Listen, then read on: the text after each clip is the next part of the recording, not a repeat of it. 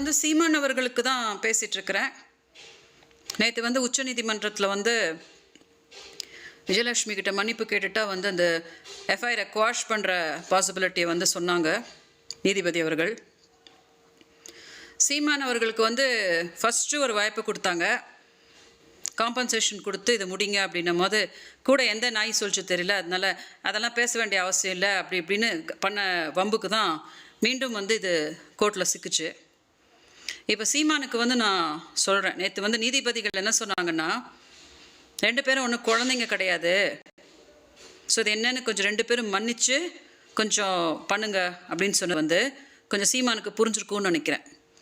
திரும்பியும் கூட இருக்கிற நாய்ங்க ஏதாவது நம்ம அப்படி பண்ணுவோம் இப்படி பண்ணுவோம், நீங்கள் மன்னிப்பு எழுதி கொடுத்துட்டிங்கன்னா அப்படி ஆகிடும் இப்படி ஆகிடும்னு திரும்பியும் ஏதாவது ஒரு முட்டாள் ஐடியாவை கொடுத்து திரும்பியும் இதை இழுக்க போனால் சீமானுக்கு தெரியும்னு நினைக்கிறேன். அது திரும்பியும் அரெஸ்ட்டு அது இதுன்னு ஆகிக்கிட்டு சும்மா என்னையும் போட்டு படாப்படுத்திக்கிட்டு, எங்கள் அக்கா பேரலிசிஸான எங்கள் அக்கா இருக்காங்க, எங்கள் அக்கா பற்றிலாம் யாருக்கும் கவலை கிடையாது, எனக்கே உடல் நல்லா சரியில்லை, எனக்கு நெக்ஸ்ட்டு ஒரு ஆப்ரேஷன் எனக்கு நடக்கணும், நானே நிறைய கஷ்டத்தில் இருக்கேன், அதனால் சும்மா என்னையும் போட்டு போதும், 14 வருஷமாக என்னையை போட்டு சீரழிச்சது போதும்.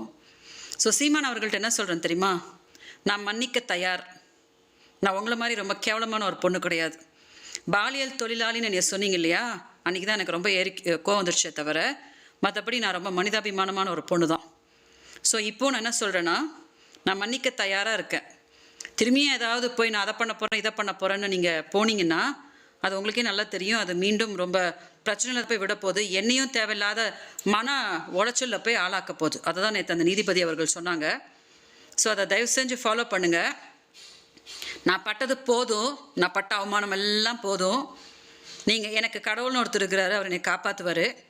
அதனால் அந்த நீதிமன்றம் என்ன சொல்லியிருக்குதோ அதை அஃபிடவிட்டை ஃபைல் பண்ணி என்ன ஒரு நல்ல மனிதரை அதை பண்ணிவிட்டு உங்கள் வாழ்க்கையை நீங்கள் பார்க்க போங்க, என்னைய தயவு செஞ்சு என் வாழ்க்கையை வாழ விடுங்க. ஓகே, ஸோ தயவு செஞ்சு இதை டெலிகாஸ்ட் பண்ணுங்கள்.